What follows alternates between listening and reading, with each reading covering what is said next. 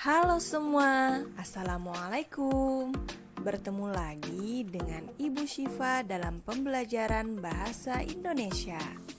Setelah kemarin kita sudah mempelajari mengenai teks fabel yang membahas pengertian fabel, ciri-ciri fabel, unsur-unsur fabel, dan juga struktur teks fabel.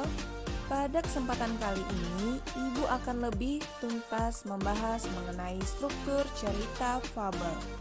Mari kita simak penjelasannya dengan seksama. Struktur cerita fabel. Sama seperti teks lainnya, fabel memiliki struktur tersendiri. Fabel dimulai dari orientasi, menuju ke komplikasi, lalu klimaks, dan berlanjut ke resolusi serta koda. Bagian struktur cerita fabel yang pertama, orientasi. Orientasi adalah bagian awal di suatu cerita. Di bagian ini ada pengenalan tokoh, latar waktu, latar tempat, serta watak tokoh. Kemudian bagian struktur cerita fabel yang kedua, yaitu komplikasi.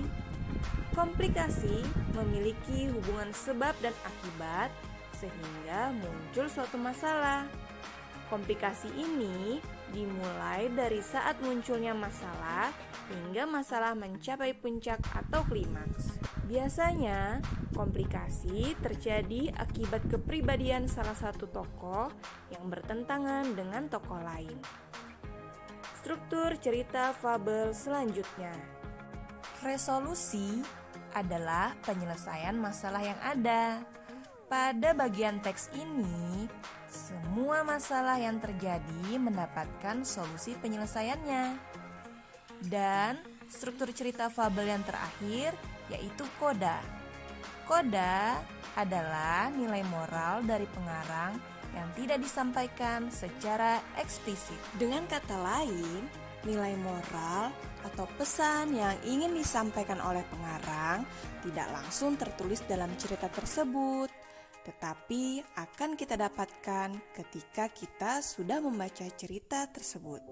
Anak-anakku sekalian, untuk menambah pengetahuanmu mengenai struktur cerita fabel, yuk sama-sama kita baca sebuah cerita fabel yang telah sesuai dengan struktur cerita fabel berikut ini.